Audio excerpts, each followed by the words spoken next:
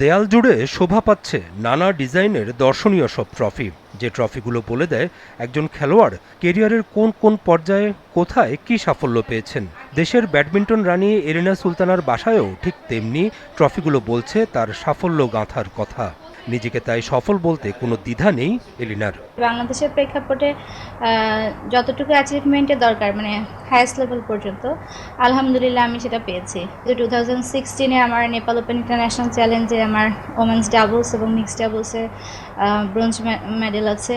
তারপরে আপনার 2017-এও সেম ইভেন্টে আমার ওমেন্স ডাবলসে ব্রোঞ্জ মেডেল, এবং 2018-এ বাংলাদেশ ওপেন ইন্টারন্যাশনাল সিরিজ যেটা হয় সেটাতেও আমার ব্রোঞ্জ মেডেল আছে ওমেন্স ডাবলসে।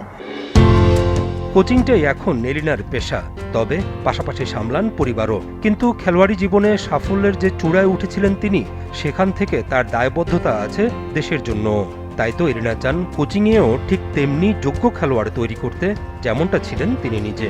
আমি যেহেতু এখন কোচের লাইনে আছি, সেহেতু দেশকে আমি একটা ভালো ভালো ভালো মানের প্লেয়ার যদি আমি তৈরি করে দিতে পারি, শুধু একজন না, মানে ছেলে হোক বা মেয়ে হোক, যারা আমার দেশকে রিপ্রেজেন্ট করবে, দেশকে রিপ্রেজেন্ট করে দেশের জন্য সম্মান বয়ে আনবে, তো আমি যদি সেটা এখন তৈরি করে দিতে পারি, সেটাই আমার সেটাই এখনও বাকি আছে আর কি। কারণ আমার তরফ থেকে যেটা করার ছিল আমি করেছি আলহামদুলিল্লাহ, এবং নেক্সটে আমি এমন প্লেয়ার তৈরি করতে চাই যেন তারা পরবর্তীতে আমাদের থেকেও বড় বড় অ্যাচিভমেন্ট বাংলাদেশের জন্য এনে দেবে।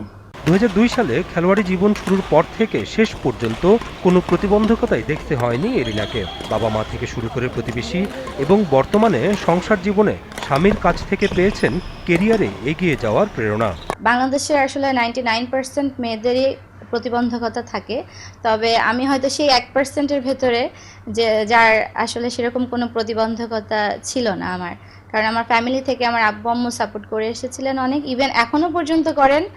আর তারপরে আমার বিয়ে হয়ে যাওয়ার পরে আমার হাজব্যান্ড এনায়েতুল্লাহ খান, সে তো নিজেই আমাকে মানে বিয়ের পরেও মাঠে নিয়ে গিয়েছে, প্র্যাকটিস করিয়েছে, এবং এই যে আমার কোচেস ট্রেনিংয়ের জন্য আমি যে বিদেশে গিয়েছি, সে নিজেও আমাকে সাথে করে নিয়ে গিয়েছে। তো সেও এখনও পর্যন্ত সাপোর্ট দিয়ে আসছে, যেহেতু সে নিজেও একজন level 2 coach. So that's why আমি আসলে মানে আমার কোনো প্রতিবন্ধকতা ছিল না এই ক্ষেত্রে। খেলোয়াড়ি জীবন শেষে বর্তমানে কোচিং পেশায় থাকলেও ফেডারেশনের কর্মকর্তাদের সাথে কোনো সংশ্লিষ্টতা নেই এলিনার। তার দাবি, যোগ্যতা দেখে ফেডারেশন ডাকলেই কেবল হবেন কর্মকর্তা, নয়তো নিজ থেকে কর্মকর্তা হওয়ার কোনো ইচ্ছা নেই দেশের এই কৃতি ব্যাডমিন্টন খেলোয়াড়ের।